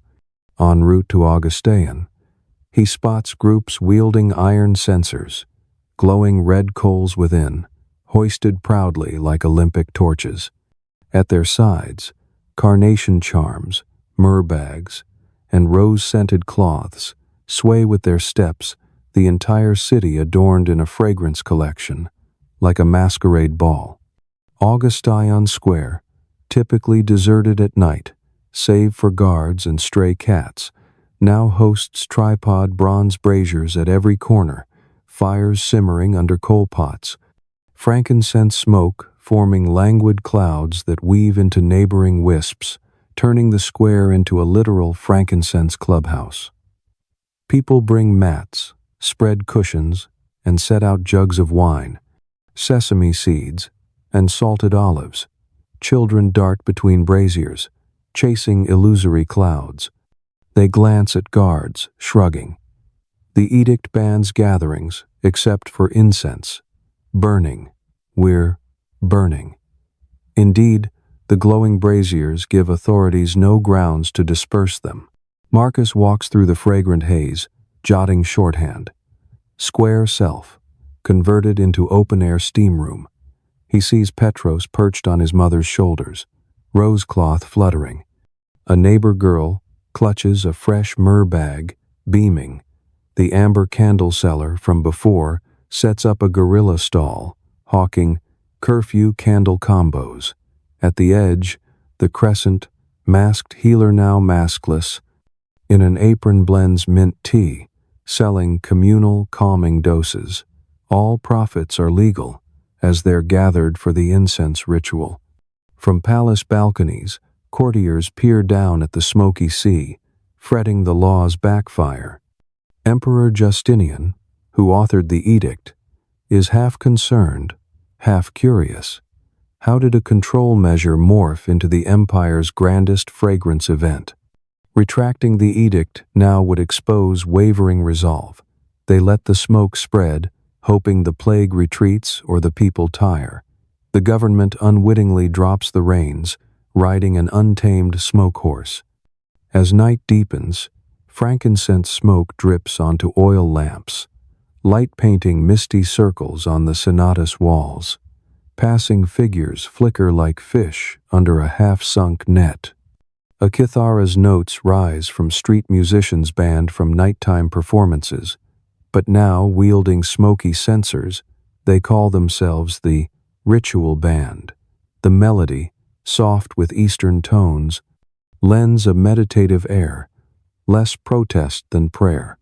Marcus sits by the bronze statue of Empress Theodora, leaning back, knees cradling his ledger. He sets the clay pot on a stone slab, its cardamom smoke blending with frankincense, harmonizing with his myrrh bag. He recalls Sasonic's note, "Smoke cures panic," and scans the laughing, chatting crowd. Clearly, her method has been city, scaled hacked. Instead of bottling fear under roofs, they've spilled into the open sky, letting panic disperse with the smoke, like powder sifting through a sieve. For now, the plague remains an unknown, but panic is lulled to sleep in scent. Near the second watch, a strong wind fragments the fragrance clouds into thin strands, streaming toward Hagia Sophia's dome like a giant gray silk ribbon. Against the bronze-hued sky, the smoke surges through the crescent moon, a scene both mystical and wistfully poetic. Children cheer, imagining a smoke dragon waving its tail.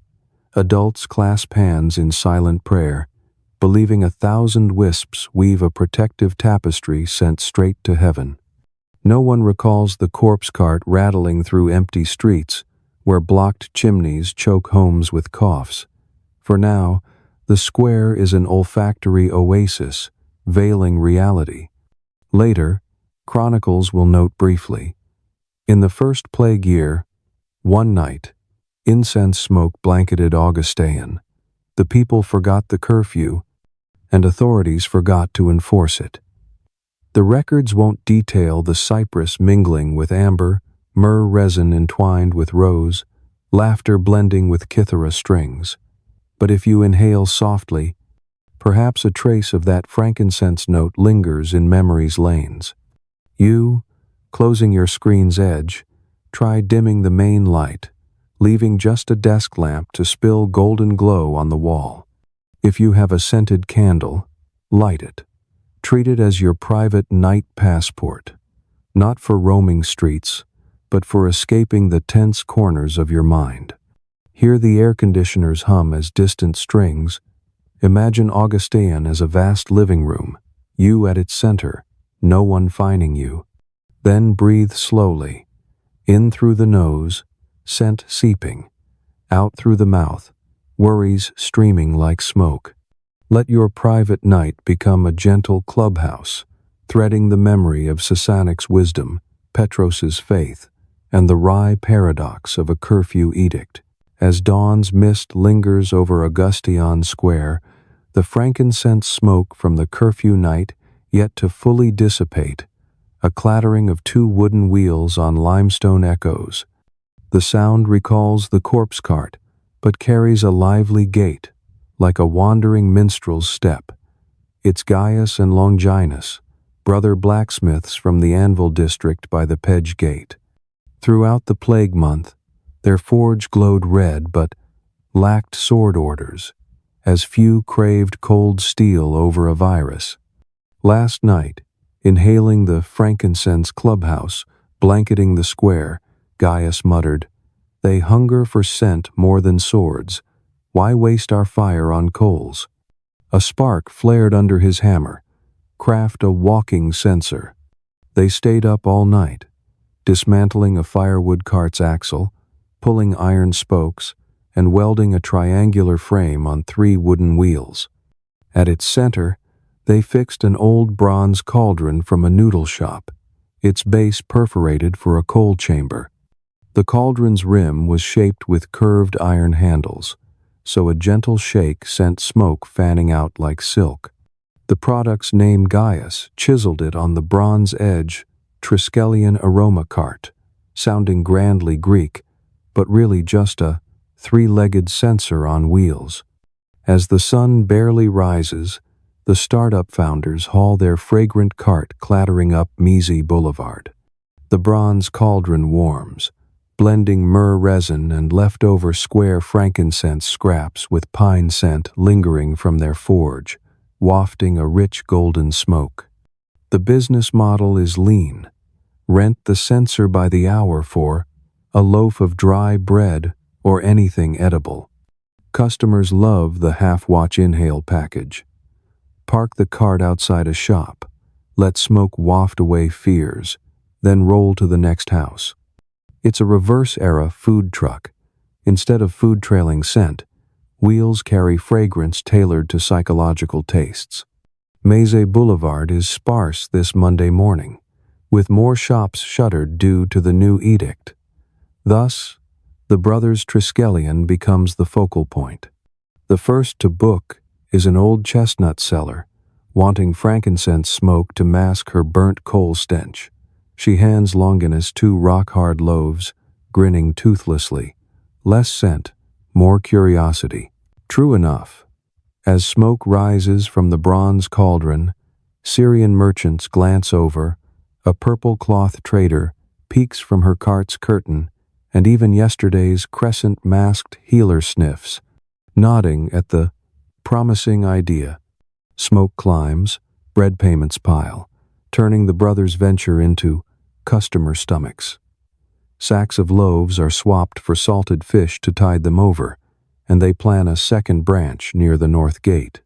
From a street corner, Marcus Gate guard notes in his ledger, wheeled censer, mobile, spontaneous gatherings. He sees potential risks but admits, mobile smoke fits the edict's public incense clause, feeding the city's budding scent obsession. By noon, smoke settles, rentals slow, the brothers pivot to on-site steaming, letting customers circle the censer, inhale, pray, and pay with handfuls of roasted sesame. They even craft an upsell, a mesh lid for cinnamon bark and carnation petals, marketed as premium Carthaginian Blensley's smoke demons within 3 steps. Food currency stacks so high the Triskelions' wheels buckle, needing a forge stop to reinforce the axle. 3 days pass, and the startup swells. But like shifting winds, the Triskelions' wheels falter. Longinus coughs hoarsely. Gaius runs a light fever. On the 4th night, pausing before their forge to stoke fresh coals, Longinus collapses. Gaius tries to lift him, smoke from the bronze cauldron hitting his face, scorching his throat. They realize they've inhaled too much trust mixed with ash. Their lungs turned chimneys. By the 5th morning, Marcus patrols the Anvil district, spotting the cart leaning against a wall, the cauldron cold, wheels oozing sap. He knocks. Inside, only faint coughs answer. Dry bread piles under the bed, spoiled fish reeks, and dreams of a second branch dissolve like vapor. The startup couldn't pivot to home delivery incense before exposing its occupational hazard. Smoke spares no fire lighter. News of the brothers' illness spreads as fast as their launch. Locals whisper, the smoke demons angry they profited off scent. Clearer heads recall Sassenach's notebook. Smoke must be thin. Don't over-inhale. The Triskelions' frame is dismantled. The cauldron returned to the noodle shop. Wooden wheels turned to firewood for Gaius's recovery porridge.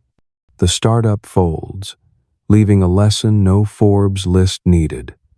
To profit from comfort, don't fall victim to your own product. That afternoon, a strong gust sweeps Augustine, scattering the previous night's censer ashes. Those who gathered notice the air feels less cloying. They think of the brothers, faces buried in pillows. Frankincense remains vital, but slower. Sasonic's clay pots surge again for their thin scent. Samir updates his slogan, "Breathe slow, scent lasts." The masked healer dials back his smoke circles. The city, after a scent-driven frenzy, learns its first balance note. Marcus closes his evening ledger, writing a final line. Triskelion stopped rolling. Scent needs highway rules too. He hangs his myrrh bag loosely under his nose, not pressed to skin. Before dousing the guard lamp, he imagines the Triskelion's wheels rolling slowly through his dreams, but the smoke is a mere wisp, enough for mist, no longer thick. A small lesson, brewed in cypress scent, lulls him to sleep. And you, at your bedside on this side of the world, let a scented candle burn quietly. Don't lean too close. Just enough fragrance, recalling the three-wheeled scent cart that slowed, reminding us peace needs distance. Close your eyes. Picture a faint smoke tracing a crescent around your pillow, a shield delicate enough to evade the smoke demon, thin enough to let your lungs rest. Tomorrow, idea wheels will roll again, but you'll know when to stoke coals, when to stop, not letting dreamy scents flood your chest.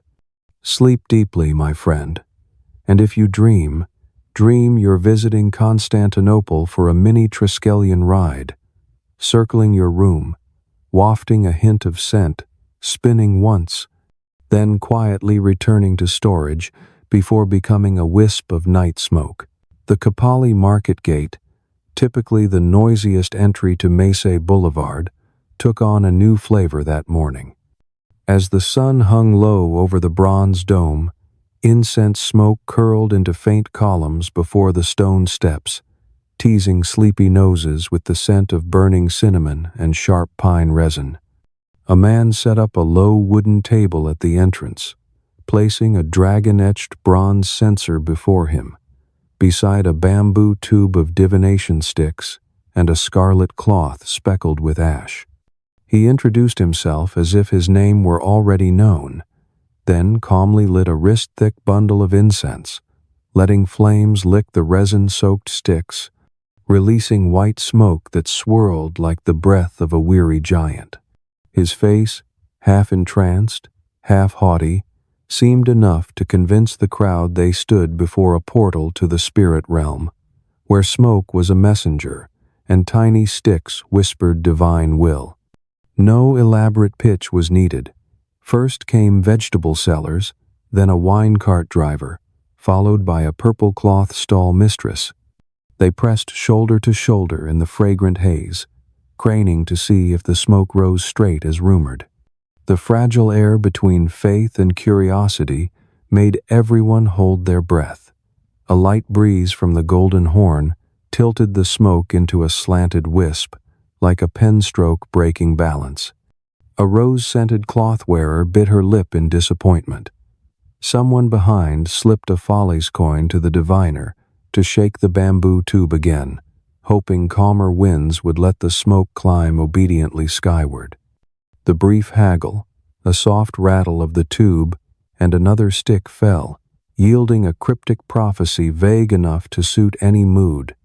Thus, the game of refreshing smoke results quickly became the crowd's habit knot, unlike compulsively checking a screen for gold or crypto prices today. Amid the scented throng, Athena guided Petros through cloak folds. The young mother recalled Sasonic's advice about light, flowing smoke, and clean breathing space, but curiosity drew her to see what the crowd expected from those trembling wooden sticks. She noticed the incense bundle was larger than any burned in last night's square, its smoke so thick it settled like mist on the hair of those nearby.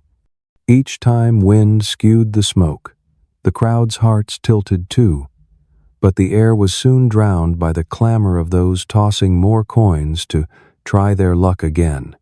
Yesterday's myrrh bags, rose cloths, and amber candles had sown faith's seeds. Now, the diviner merely tilled the soil, and belief sprouted, heedless of reason. The smoke burned all morning, waves of people coming and going, leaving limestone floors streaked with ash smudges like lipstick wiped on a chalkboard. As the sun climbed, sea winds strengthened, and the smoke leaned further. Menandros the diviner switched to a backup plan. From under the table, he pulled long camphor incense sticks, touting them as premium charms, specially crafted for steadfast smoke, allowing owners to cross 3 streets fear-free. The price for this guarantee tripled the usual stick-draw fee, yet wallets opened, as if coins were mere tickets for a few breaths of untainted hope. Marcus, the gate guard, passed the market at noon.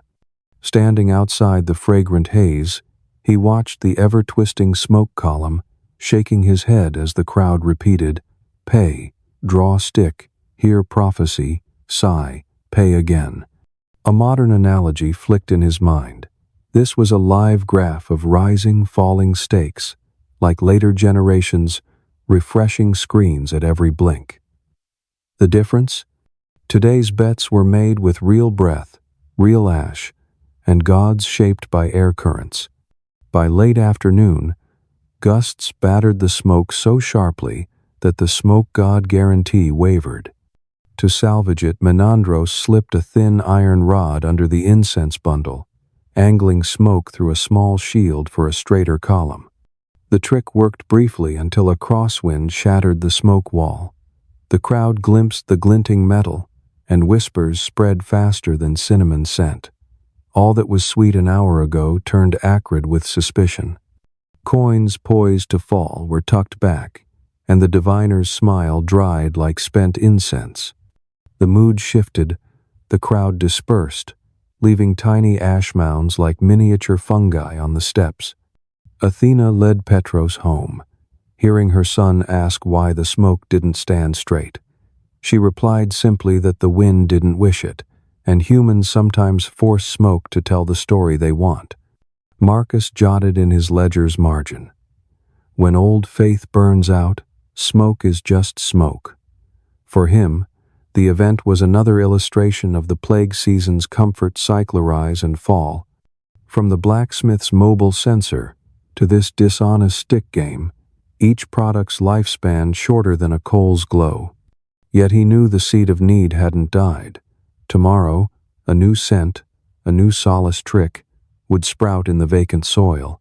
As slanting golden sunlight bathed the last smoke, Menandros gathered his half-burnt incense, rolled the scarlet cloth into a small bundle, fingers brushing worn bamboo sticks. His coin pouch was lighter than morning, but his eyes still glinted with calculation. Constantinople remained steeped in smoke, and the smoke god-shifting with the wind's whim had only been briefly exposed, not banished. Perhaps tomorrow, he'd switch locations or swap incense for time's sharper novelty, for the more anxious people grew, the more they sought reasons to refresh fate. As slanting golden sunlight bathed the last smoke, Menandros gathered his half-burnt incense, rolled the scarlet cloth into a small bundle, fingers brushing worn bamboo sticks. His coin pouch was lighter than morning, but his eyes still glinted with calculation. Constantinople remained steeped in smoke, and the smoke god shifting with the wind's whim had only been briefly exposed, not banished. Perhaps tomorrow, he'd switch locations or swap incense for time's sharper novelty. For the more anxious people grew, the more they sought reasons to refresh fate. By night, the Kapali Gate returned to the smells of pickled garlic, salted fish, and sesame bread baked over Kowalsa mundane scent, grounding the nose in reality versus illusion. Only half-burnt camphor sticks leaned crooked on the steps, ash cold, but smoke stains on stone and stray cinnamon threads marked the crowd's thirst for future forecasts. Back home, Petros inhaled the faint cypress from his mother's clay pot, comparing it to the morning's dense cinnamon, then drifted into a daze. He realized that smoke, straight or slanted, wasn't as scary as the blacksmith's coughs or the nightly corpse cart's trudge, yet adults still chased its path to soothe their hearts. You, reading these lines, might recognize the ancient and modern refresh instinct. We watch an uncertain signal, hoping the next load shifts the odds hue. In Constantinople's cinnamon or today's LED glow, the loop persists.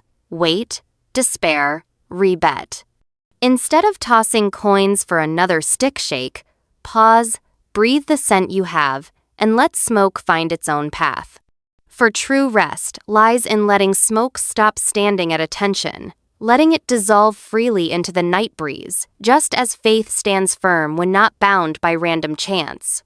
Sleep soundly, in a room needing no rigid smoke, only steady breath, and a calm heart, like Petros clutching his rosecloth, dreaming of a tranquil morning after the frankincense stir. In the 5th of April 42, as Constantinople grew weary of flickering incense smoke, a wind from the Black Sea abruptly brought a thick gray cloud, heavy as a lid clamping down on the city.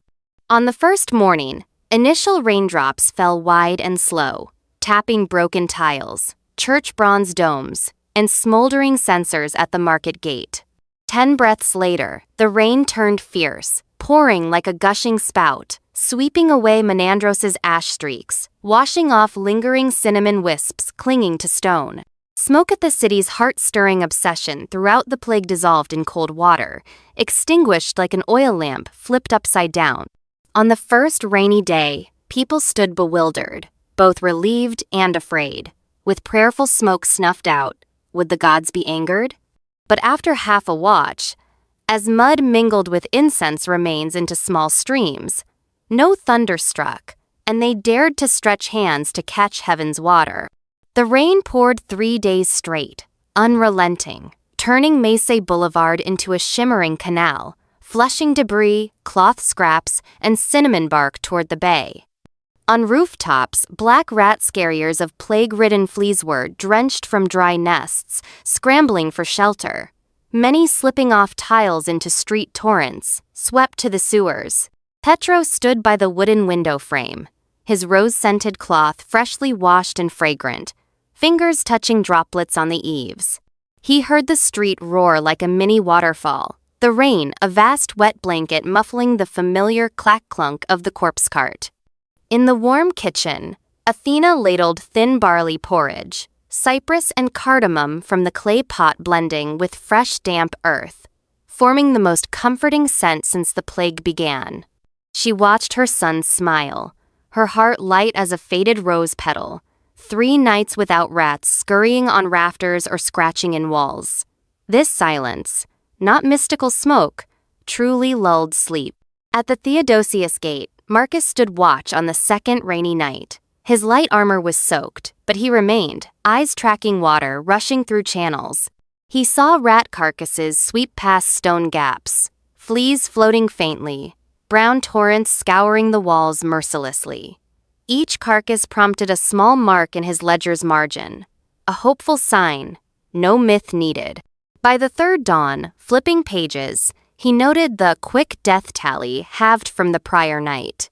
A comrade called it the street-washing effect of the sky, but Augustine's guard post, once thick with smoke like fog, buzzed with another tale. Night prayers' smoke reached heaven. This rain is the answer. Sasanic sat under her awning, watching a brick dome overflow with rainwater. She jotted in her leather notebook. Water cleanses, kills rats, curbs flea spread. Then she scooped rain, filtering it through burlap to clear ash, preparing a hand-washing bowl for patients.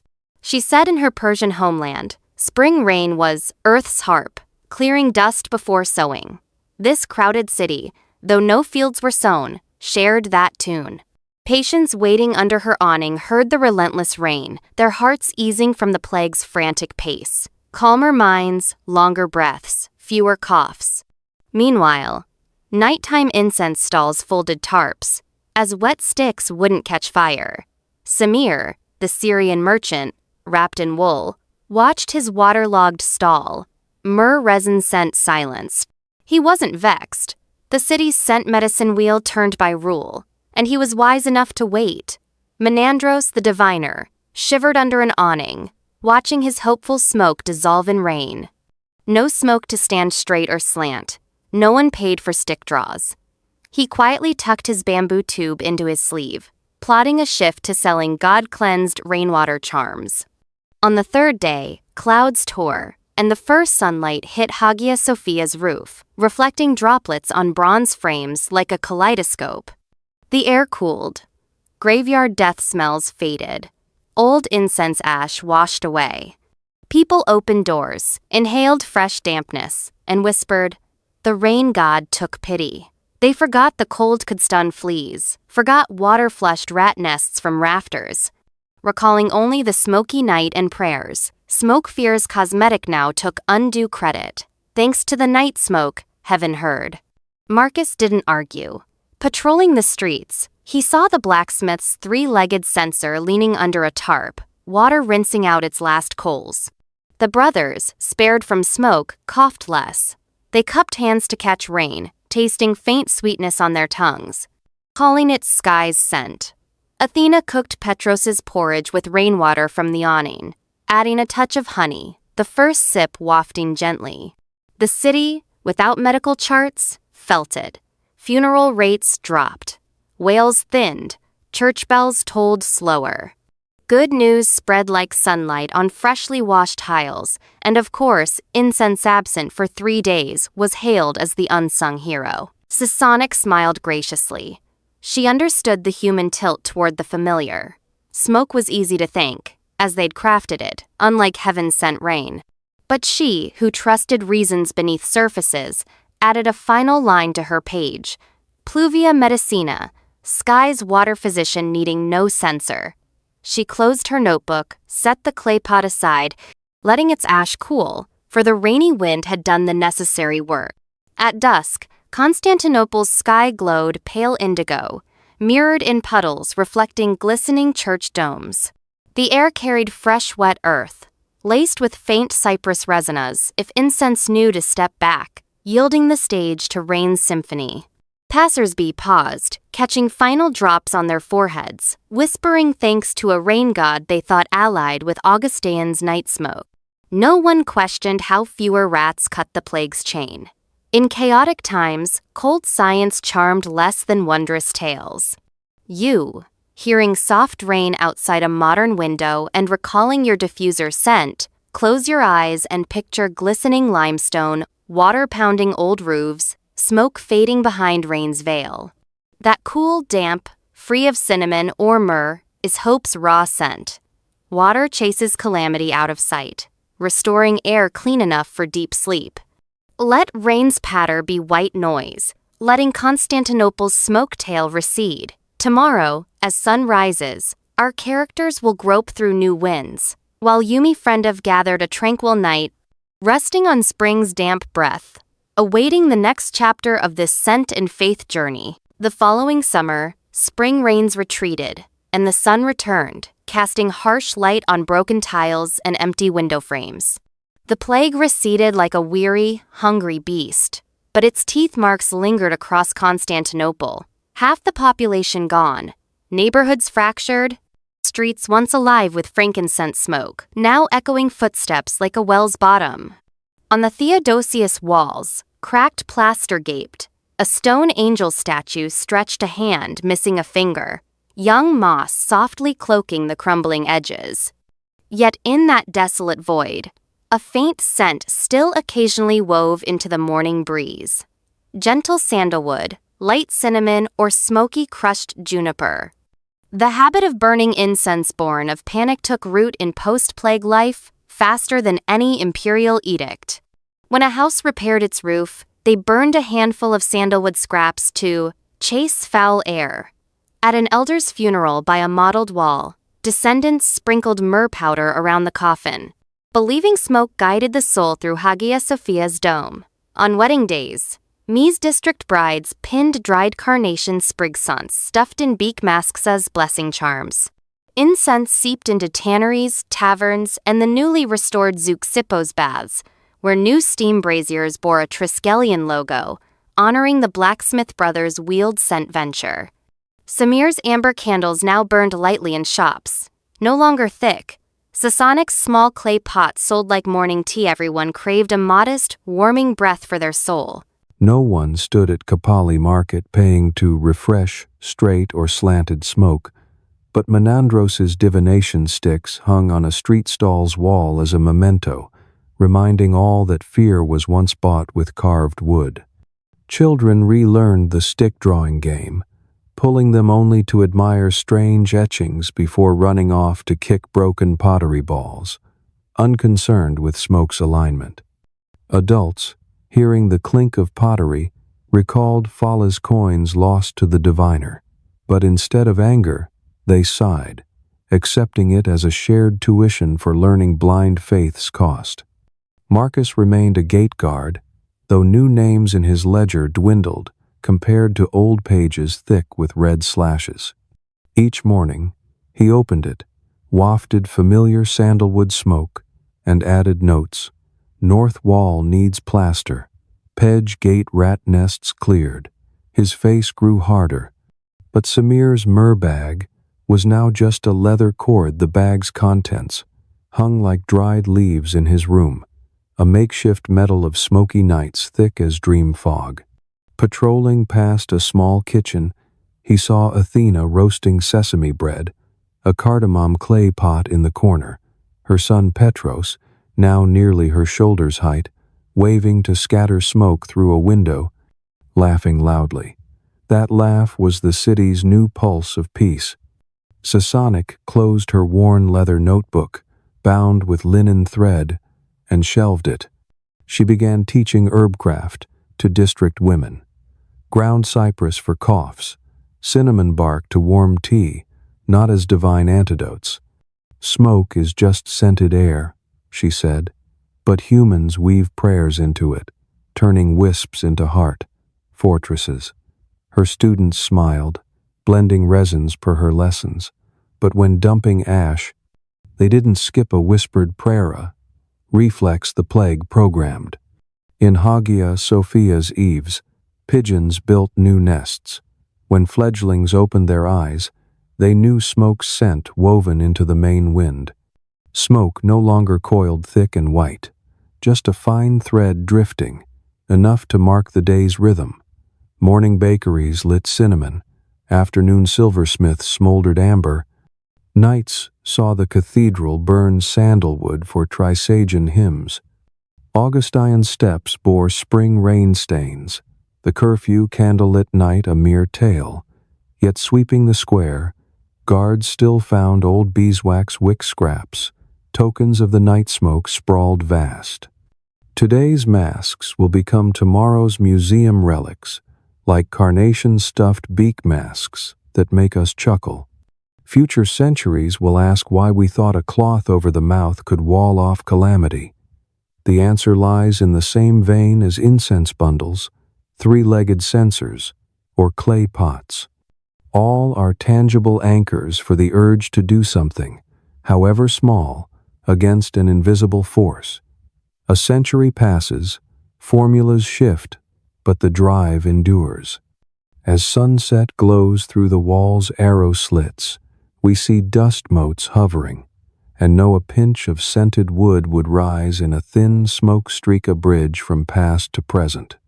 That smoke no longer chases bacteria, but holds a place for memory, reminding generations that despair once lingered here, and humans fought back with fragrant imagination, small rituals, and resilience wrapped in scent.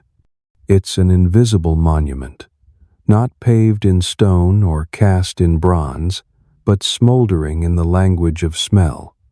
Whenever someone lights incense, the city recalls thick frankincense nights, the spring rain's rescue, the patient embrace of steady breaths. If you're under a warm cotton blanket, perhaps a soy wax candle or electric diffuser glimmers on your nightstand. As you slowly press a button or strike a match, that tiny spark extends a silent legacy, a thread from three-legged censers to clay pots, from Menandros's slanted smoke sticks to the cardamom-soothing Petros. The smoke curling in your room doesn't fend off plagues, but affirms that humans always forge action from helplessness, fear, into gentle habits. Tonight, the video fades in an imagined smoky frame. The mind's camera pulls back from crumbling walls, the city shrinking under a gentle haze, as a Cathara's low humans ringing in the frankincense square slowly invites your eyes to close. Don't forget. Centuries hence, someone will chuckle reading of our scramble for limited edition masks as we smile at mobile sensors. But that laughter isn't mockery, it's affirmation. Humanity's true legacy isn't objects or tricks, but the ability to turn yesterday's panic haze into tomorrow's soothing ritual. So, breathe deeply. Let your room's scent hug your lungs. Let this long tale end its beat like Athena's wooden door sliding shut at nightfall. All characters fade into dusk's shadow, smoke scattering like silk threads, leaving only your heartbeat whispering in silence.